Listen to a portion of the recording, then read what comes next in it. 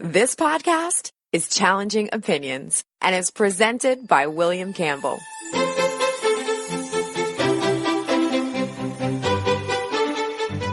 Thank you for downloading the Challenging Opinions podcast for July 8th, 2019. Evidence is the most important thing to argue any political proposal, you'd think. But do people only seek out the evidence they want? And when they find evidence, do they see what they want in it? Let's see if we can extract meaning from facts with one politically motivated writer.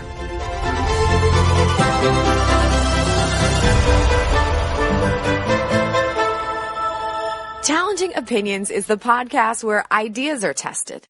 Whether you are left or right, conservative or progressive, devout or skeptic. What matters is the strength of your argument, not the strength of your voice. And coming up for you in this podcast, the average wage for the top 1% has exploded. They have basically trebled in a time when overall wages have been flat as a pancake. Sure. That's incredibly unjust, isn't it? Well, is it unjust? I don't think it's unjust. I think it's a natural. Again, we get back to the globalism thing. Wait, what? You're working twice as hard as somebody was 40 years ago, and you're making the same money? We'll have that in a few minutes, but before I go any further, I want to say thanks to all the donors on Patreon. I really appreciate everyone who contributes.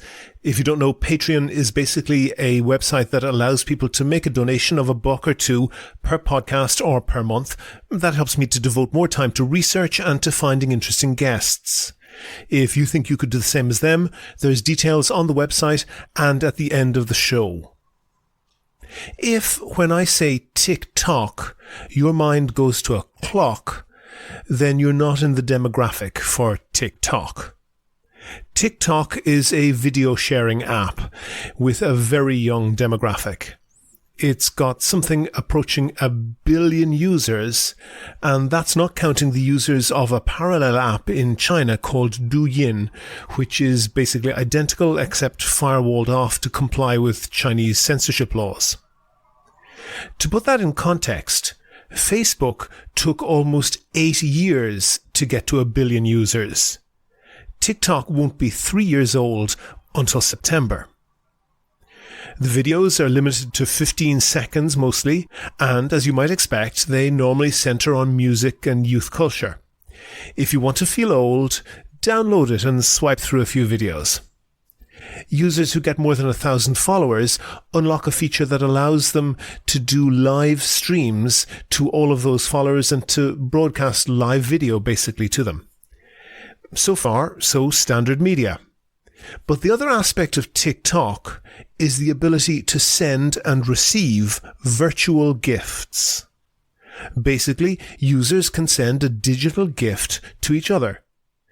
In case you don't know what that is, it just means that a cute little symbol pops up on the user's screen. Obviously, they don't have any value, except when they do. Gifts have cute names like Panda, Rainbow Puke, Sun Cream, and Drama Queen. But to send them, users must pay for them first, and the prices range from a few cents for the Panda to almost $70 for the Drama Queen. Remember that there's nothing of value here apart from the fact that young users seem to be willing to pay to send them. And they're sending them to TikTok stars, people with more than 1,000 followers, or in some cases with millions of followers. ByteDance, the company that owns TikTok and its Chinese equivalent Douyin, seems to have hit on a formula that encourages young people to hand over their money in return for very insubstantial benefits, like having a star call out their name on a live stream. And it can be very young people, pre-teens, and it can be a lot of money. Some kids have sent hundreds of dollars worth of gifts. There's nothing in the software to check their age or limit how much they send. It seems that half of this money goes to the recipient and half to the owners of TikTok, which has propelled them to a value of $75 billion. I'm not saying all of this to go off on a moral panic or do a Maud Flanders saying somebody think of the children. There are certainly exploitative aspects to this, but the point I'm interested in is, firstly, that these social networks can mushroom from nothing to apparent global domination within a couple of years, and that they can melt away just as fast. Remember Vine? That was the previous video sharing phenomena. It was bought by Twitter for only $30 million 6 months after it launched. It lasted for 4 years in total. And remember Keek and Mixbit? Me neither. But they were both at one stage the next big video sharing platforms, and they're gone now too.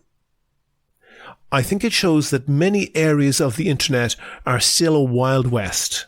We have some way to go before it takes on the characteristics of a mature business platform. If I were TikTok, I'd take those billions and run.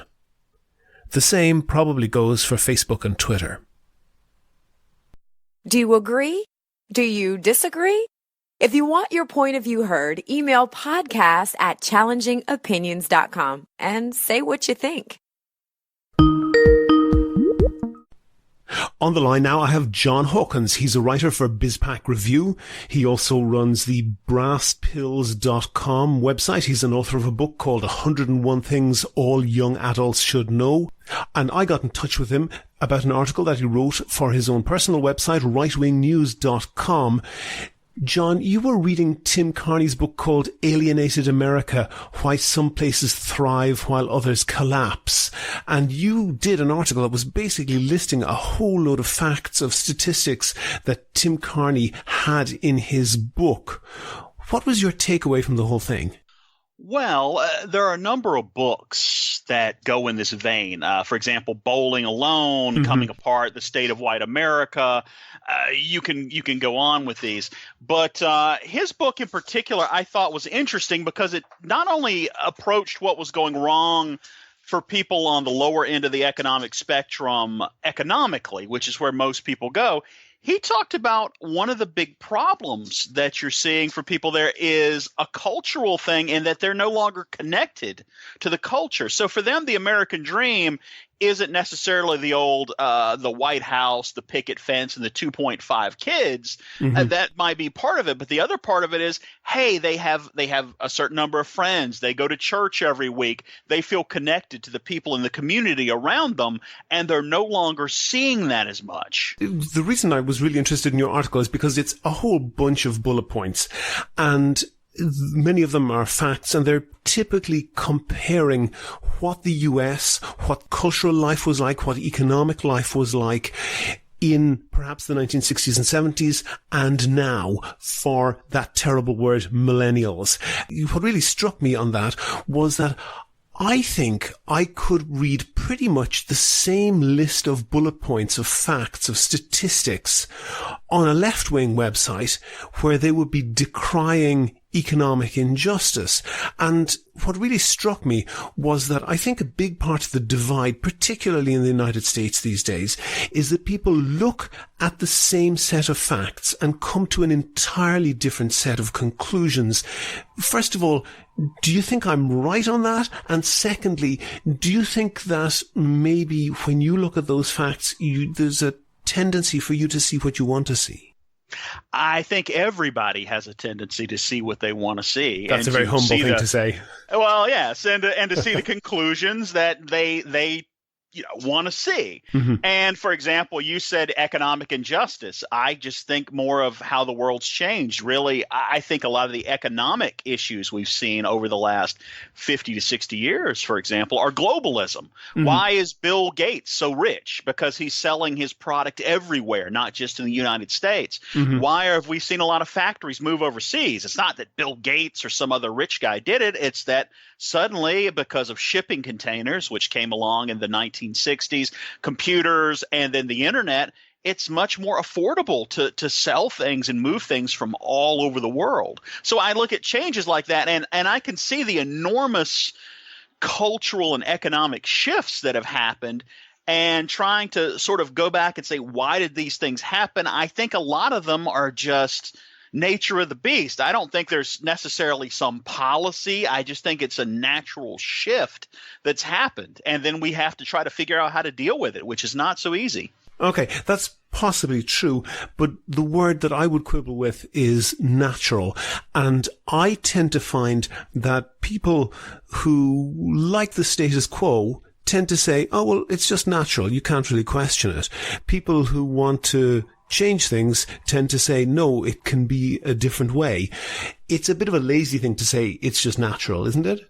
Well, I guess I would say if you say, can it be a different way? It can always be a different way. It's like Thomas Sowell likes to say, there are no solutions, there are only trade-offs. Mm-hmm. We can always make trade-offs. I mean, one thing that some countries do that we do to a limited extent, for example, we could put massive tariffs on everything coming in from outside the United States. Mm-hmm. And that would keep more jobs here at a cost of dramatically raising the cost of goods. I mean, that's... Are you sure? Are you sure? I don't think that that's really been established. And countries that have very high tariff rates tend to be very poor countries. That doesn't necessarily mean it's causative, but it doesn't mean it's not. Well, I mean, just to give you an example, the United States itself started out with having a lot of tariffs. That was our taxes. We didn't have an income tax. We used tariffs. Mm-hmm. I'm generally against tariffs. I'm a free trader, but I think sometimes it's a good idea to use tariffs to enforce free trade, to get better trade agreements. And I think we're better off with free trade, but I can also see the other side and why people don't like them. It's always whose goose is getting gored. Mm-hmm. Because, for example, if you're talking about something like steel, I know Bush slapped some tariffs on there to protect the steel industry. We could, for example, with steel, put tariffs high enough so it would make sense to have all our steel done here. What percentage of the workforce works in steel mills? Well, it's small. Yeah, it's almost nothing. I'm using that as an example. Yeah, but we could hit that across. This argument works for everything.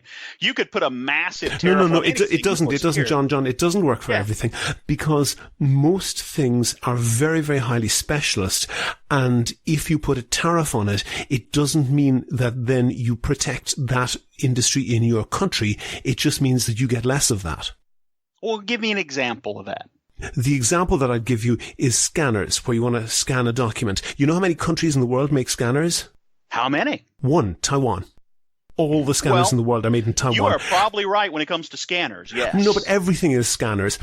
Bread is made in every country in the world, but pretty much every country in the world has a strong specialism, and particularly for high-value items, they are not made in every single country because the degree of education and technology and industrial tradition that you need to make them means that having a small number of centres that make them at a very efficiently, at a very high quality, is a much better way of organising the economy, isn't it?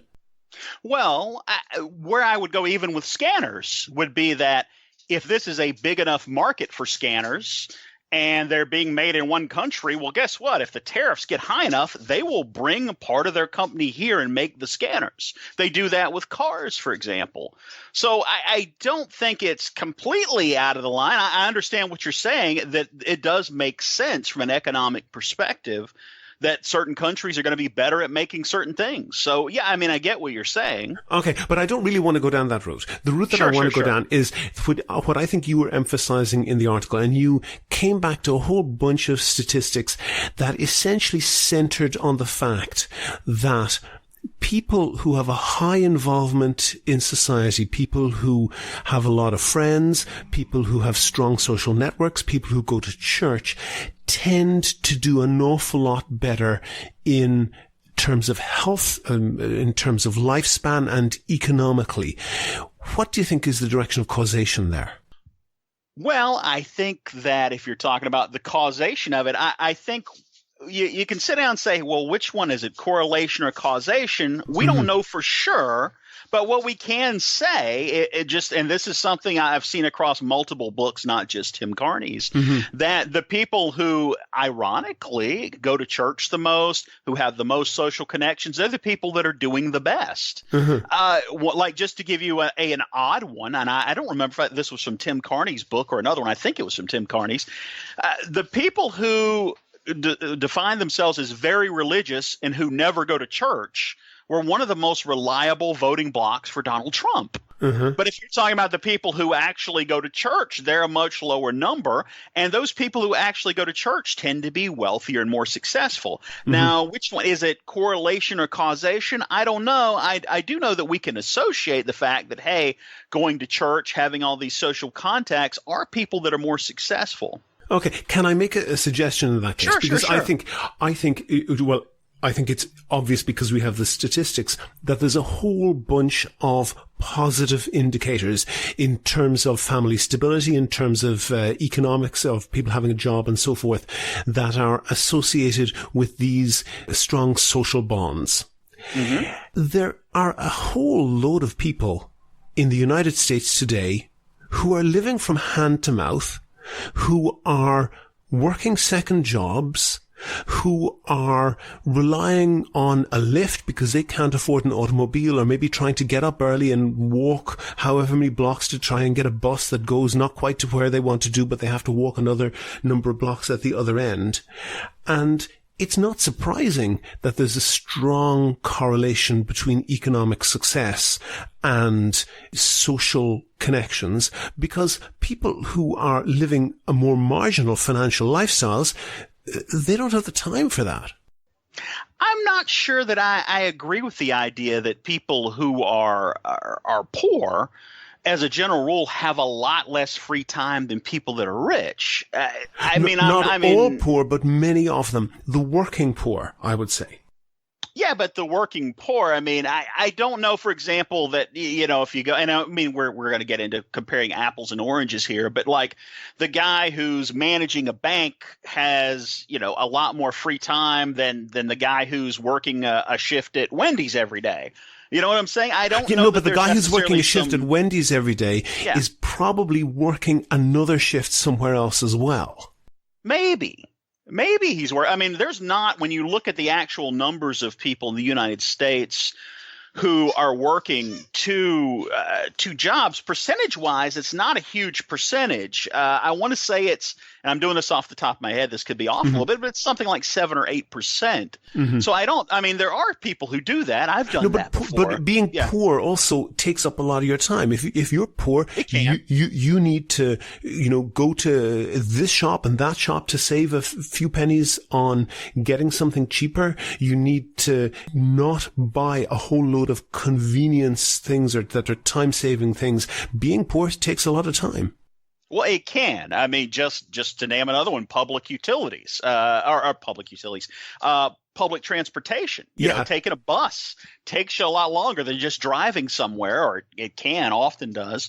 So, I think that is some of it. I don't necessarily know that is the gulf in what's doing it, because a lot of things – just as an example, one of the biggest ones where we've seen a huge decline all across the board is church. That was a huge, social thing. And this is like from Bowling Alone, for example. One of the things they've talked about is Robert how many Putnam's of these book. How many of these clubs that we used to have back in the day, the Kiwanis, the Elks, all these clubs like that, have sort of gone by the wayside. They were once very, very popular. Now they dropped, and it's dropped across the board.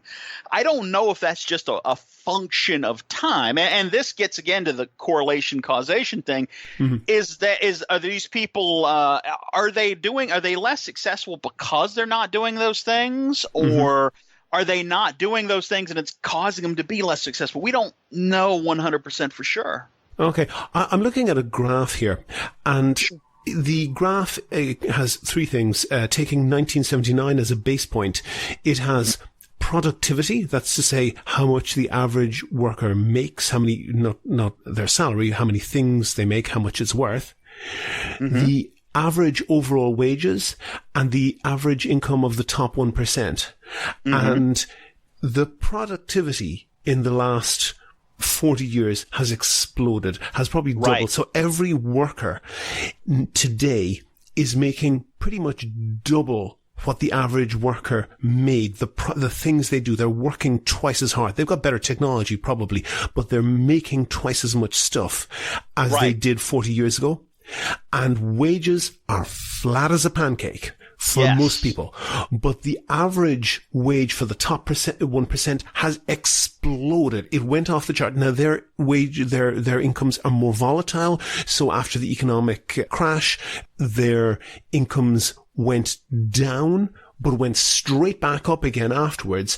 And they have basically trebled in a time when overall wages have been flat as a pancake. Sure. That's incredibly unjust, isn't it? Well, is it unjust? I don't think it's unjust. I think it's a natural. Again, we get back to the globalism thing. Wait, what? You're working twice as hard as somebody was 40 years ago, and you're making the same money. You're twice as productive. That doesn't necessarily mean you're. I mean, so for example, twice as productive may mean that instead of going out in a field and doing something by hand, you're driving a tractor. So I'm guessing there were quite a few tractors around even 40 years ago, but probably what it is. That's just an example. I'm kidding you, John. What it really is, for example, the way that a Starbucks or a McDonald's is run now is vastly more efficient, and modern management methods mean that they make sure that every single minute that somebody's on the clock there, they're working and they're making money for the company. That productivity is very high. The money they're making for the people who own the company is through the roof, and their wages are flat as a pancake. And let me give you one, and you talk about the difference between, you cite a lot of statistics of the difference between people who are college educated and not college educated. Mm-hmm. 40 years ago, somebody who was going to college, and let's say they had 12 weeks holidays in the summer, mm-hmm. they could work for 9 of those weeks for minimum wage, and they'd be able to pay their tuition for the whole year. So they could party for 3 weeks, work for 9 weeks, and they'd have paid their tuition. Somebody now working on minimum wage, trying to pay their tuition, would need to work 90 weeks a year. That is a huge shift against the average Joe. And is it really surprising that society falls apart when people are being pushed that hard? Well, a couple things. School costs, the costs for universities in particular, have gone up about as fast as anything. That and medical. Those are the two big things that go up much faster than everything else. Well, first of all, just go back real quick on the 1% thing. Keep in mind, too, that the people, again, it comes back to globalism. If I'm like a McDonald's, well, if you're talking about, let's say in the 60s, I don't even know if they were overseas then. Now you've got them all over the world. They're doing well. If they were, it was very limited compared to today. Sure. So, and that's with a lot of things. So that's the money coming in, and why you're seeing these people at the very top who are making staggering amounts of money. Mm-hmm. But the other thing is too, a lot of people in the 1%, they go in and out of the 1%, or they may hit it for, let's say, 2 or 3 years, and they're never in the 1% again. And there's some of them at the very top, but they don't need to be. Well, yeah, they don't need to be necessarily, but I guess what I'm saying is when we talk You're talking about people who make tens of millions of dollars a year. I guess we're not necessarily. I guess what I'm saying is just because the guy who's making it this year, 10 years from now, that guy may not be in the 1% anymore. But I'm glad he did great for 1 year. On the other part of it, when you're talking, I think you can definitely see a trend where the people at the very top, are doing much better. The people who are kind of in the middle, they might be doing a little worse. And then the people who are at the bottom. See, we used to have like a lot of people, and I was talking about this with a podcast interview I was doing with David French recently, mm-hmm. where there were a lot of guys who maybe they weren't the smartest guy in the world, and they had a few bad habits, that kind of thing, but they could go out and they would work their butts off doing manual labor 10, 12 hours a day. And those guys, but hold on. That bought a whole load more stuff. You did manual labor for 9 weeks, and you could pay your whole year's tuition. And you've got one bullet point that I see that you've pulled here. It says hyper-individualism doesn't work as a way of life. Man is a social animal. And sure, that's true. And conservatives tend to criticize individualism, tend to criticize people who move away from the institutions of society like church or whatever. But if you're working that hard, you don't have much of a choice other than to be an individual. You don't have a lot of time to socialize. Well, the point I was getting to with the David French thing was that those guys, what's life for them has really collapsed. The people on the very bottom. Yeah. It's collapsed culturally. It's collapsed economically. But that very bottom is quite a big very bottom. It is a very big bottom, and Yeah, that's 30% of Americans couldn't cope with a $400 unexpected expense. That is true. There's an awful lot of Americans who don't have anything saved at all. And those guys that we're talking about who maybe went out and worked hard, but they weren't the smartest. They didn't have a lot of education, but they put in a lot of backbreaking labor. There was a time, let's say, 60, 70 years ago, where not only could they support themselves, they could support a family. Maybe they didn't have a lot of money, but they could go out and they could support a wife and a kid, and the wife was at home, and they might have been hand to mouth, but they were making it. Today, those people can't do that anymore, and it's really a bad situation for them. I don't know what the solution is for that long term. Short term, you can think of this and that will help a little bit on the margins. Maybe, and I'm not a fan of doing this at the moment, but I could see maybe 20, 30, 40 years from now, we might be doing something like what Andrew Yang is suggesting and just giving everyone a kind of a basic minimum income. Yeah, this is a universal basic income. We might cover it in a future podcast, but it essentially means not welfare, but everybody, whether you've got a job or not, you get X amount of money, maybe $1,000, maybe $2,000 a month. That's theorized to be more practical in an economy where you have a huge amount of automation and you just don't need people to work. People can just take that money and have a fairly basic lifestyle and, paint pictures or write novels or do whatever the heck they want. It doesn't necessarily need to be productive. I'm a little bit skeptical about that. I'm definitely skeptical now, but I'm saying the future. When I think you're talking about we're getting to the bread and circuses stage of things. That's what the Romans were doing with bread and circuses. They had these people who had massive amounts of money at the very top, but a lot of people didn't have any land. They didn't have anything, so they gave them the bread and the circuses to keep them quiet. And you still had a lot of disorder, a lot of violence with that. So it's not something we should ever want to get to that point. I mean, that's certainly going to be bad if we get there, but we could get there eventually. Okay, but so my question then for you, sure. John, isn't it the case that this huge amount of inequality with a very, very large chunk of people at the bottom, you say people at the bottom, that's a big bottom, has essentially been created by conservative policies? How is that created? Which conservative policy created that? I'm curious. Number one, an almost freeze on the minimum, the minimum wage, particularly the federal minimum wage. It has by no means kept up with inflation. Number two, a huge shift in the tax burden down the income scale. Those are two things. Well, let's hit both of those. First of all, with the minimum wage, I don't agree that the minimum wage has much anything to do with it. I think a minimum wage, I think we'd be better off with no minimum wage. Reason being, I think all you're doing with a minimum wage is taking one person who wants to work for a wage, an employer who wants to pay it, and saying you guys can't work together. I don't really see that. I mean, if you look percentage-wise, there's not a lot of people working for minimum wage in the United States, and they're generally thought of as starter jobs. Maybe you're working at McDonald's. But it sets a floor. It sets a floor, John. And where there's full employment, sure, the minimum wage has very little economic effect. But where there isn't full employment, the minimum wage sets a floor. And if you remove that floor, then the bad employer will be outcompeted by the worse. Well, yeah, but how often is that the case? I mean, it's certainly not the case right now in the economy, for example. I mean, right now we've got a very low unemployment rate. So there's certainly not – it's now a case where the market but there's also a very low employment rate, as you note in your points, that there's a huge chunk, particularly of younger men who aren't even in the employment market.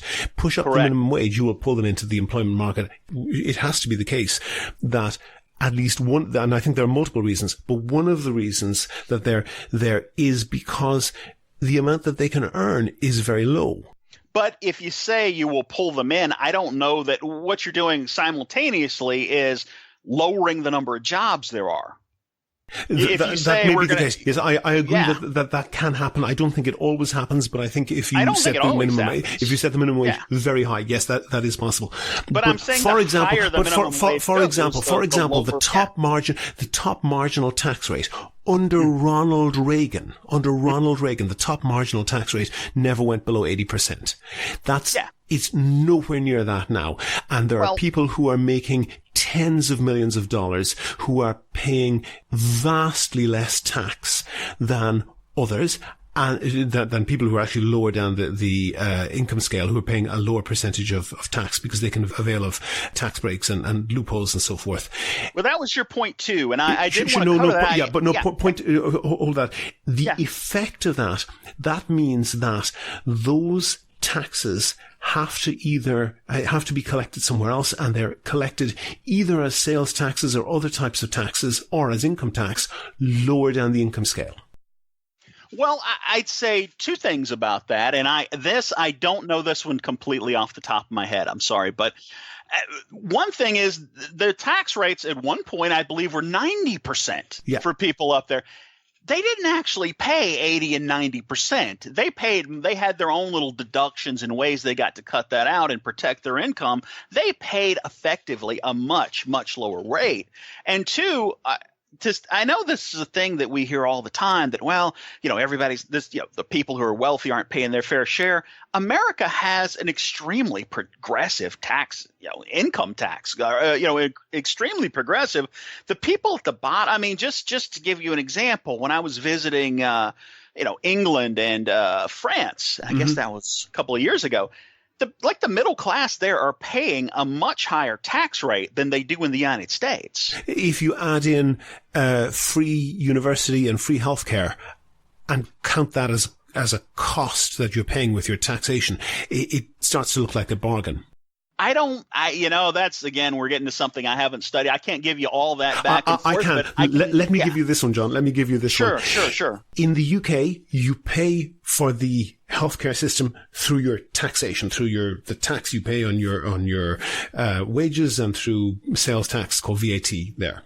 Mm-hmm. The amount of the economy, the amount of the total GDP that is paid through taxes for the healthcare system in the UK is less than the percent of the GDP that Americans pay through their taxes for healthcare. But the difference is that amount in the UK gives everybody universal healthcare. In the US, people A, have to pay for insurance on top of that, which is pretty much double the cost, and B, it's not universal either. Yeah, it's not universal, and the healthcare costs here definitely are higher than they are in Great Britain. I don't know that making everything like, I guess the way we'd end up doing it here, if we did it, would be Medicare for all. I don't think ultimately that would end up reducing our costs a lot. Again, we're getting into a whole separate area. I mean, we could do a whole show on healthcare and how that would play out. We sure could. Yeah. But I'm just looking here at and I've highlighted one of the things that you've written. It says men enjoy a marriage premium of at least $15,900 per year in individual income compared to their single peers. That's to say married men earn more. Yes. And the clear implication of that from your article, at least, is get married and you will be a more stable person and you'll have, maybe be recognized better in your job and you'll earn more money. But the bottom line is you can't afford to get married if you are in a hand-to-mouth job. You certainly can't afford to start a family. Well, there's some truth to that. And one of the things we're seeing in the United States, I guess it's all over the Western world, but I know here for sure, is like the age of marriage has gone up. Used to be, I want to say 21 for women, 22 for men. Now it's 29 for men, 27 for women. Yeah. A much smaller percentage of the population is getting married. And I think there's a lot of things that go into that, including the fact that, there's a lot of expectations with marriage. Some of it is, for example, that if you're a woman, you're going to marry a guy that makes more than you. And if you're not making anything, you're not going to be doing it. You know what I'm saying? So, yeah. And again, you like we mentioned earlier, that guy who's maybe working manual labor, he can't afford to take care of a wife anymore. But he could when his productivity was half of what it was 40 years ago. Yeah, but a lot of things have changed since then. I mean, what's changed? You know what's changed? Productivity has doubled. And the people, the bottom tier in the US are the people who have improved their productivity. It's not. Have they? I mean, do we know those are absolutely. The people that have? See, I don't believe that, really. No, hold on for a second. The big productivity gains have been at the lower end of the scale. So, for example, a mom and pop cafe 40 years ago replaced by a Starbucks now. You seriously telling me the Starbucks isn't vastly more efficient? I think it's vastly more efficient. I don't know if that's where the productivity gains in the economy are mostly coming from. I would say those are things like, for example, selling software, where you have a team of software engineers that go out and produce something that can get. No, wait. What about all the blue collar jobs? Factory jobs there's been a huge amount of automation brought in. There's been a huge amount of management changes that keep people on the job and keep people's attention focused on that. If you look at the way, for example, call center workers work, and the call center workers have essentially replaced maybe people who would be bank tellers 40 years ago. If you're working in a call center now, literally every single second that you spend on the clock can be analyzed by your supervisor, and if you have too many seconds of downtime between calls, then you'll be called in and told what's what. That causes a huge increase in productivity over, let's say, a bank teller 40 years ago. I'd agree, and a couple of things, though, with that. The first, when you're talking about manufacturing is a place we've seen a massive increase in productivity. But what's happened, the way we've done that is, so just take an example, let's say in the 50s, if you're trying to unload packages off a ship, you'd have all these guys coming in and personally unloading it and moving it and using a little bit of equipment. Yeah. Now they use shipping containers, and you have one guy on a crane. Is he much more productive than that whole team of guys moving it? Absolutely.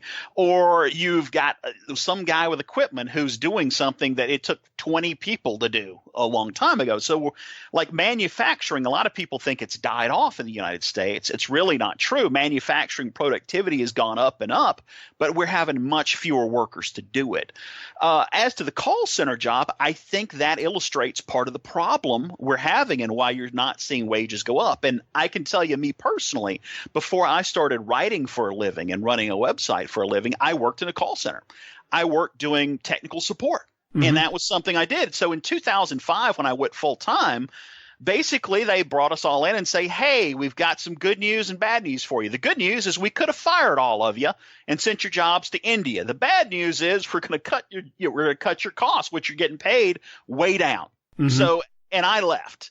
Some people didn't, but that's the thing right now. You can literally, because of globalization, take those call center jobs, and a lot of them have, and farm them out to someone in India who will do the same exact job as an American, and they'll do it for $3 an hour. And so you're seeing a lot of jobs like that used to be here, that used to pay the wages for people, that are going overseas to cheaper markets. And that's where you're seeing a lot of the people on the bottom are getting killed because their jobs are just leaving. They're going somewhere else. What do you think of the people who say it's the Bernie Sanders and the Alexandria Ocasio-Cortez who are standing up for those people at the bottom? Are they, though? I mean, I look at Venezuela, where they're eating zoo animals, and I don't necessarily think socialism makes anything better. I think what socialism come on. No, come on. That's a fallacy. That's a fallacy of extremes. I know. We'll have to agree to disagree on socialism. Again, whole other show. But I guess what I would say is that the more socialistic things get, all you do is you replace merit with political connections for who's on top. So the people who know the right people, they make all the money, and then the people who are out there earning it and merit it, they don't. The people who are at the bottom stay at the bottom, whether it's socialism or capitalism. It's not that you're going to do so much better no, but that's specifically not true. There are some societies that have much more social mobility than others. America has a lot of social mobility. And again, depends on whose stats you believe. We have a lot of social mobility in America. I think there are certain areas where it is a lot harder. It's certainly a lot easier if you're already connected to the right people and know them, and like your dad can get you into Harvard. You're going to move up a lot faster than someone who doesn't have that hook. So, yeah, I would agree on at least on that part. John Hawkins, writer with BizPack Review and editor of rightwingnews.com. Thanks very much for talking to me. It has been great. Anytime you need me on, bring me on. Love it. Love talking to you. Make your view heard. Email podcast@challengingopinions.com to set out your ideas and defend them on the next podcast. Go to the website for sources and links to what we were talking about. And while you're there, please follow the show on Facebook, follow @ChallengingO on Twitter, and follow John Hawkins @JohnHawkinsRWN. And get in touch with me if you can suggest a guest or topic for a future show. Also, thanks to everyone who signed up as a patron on Patreon so far.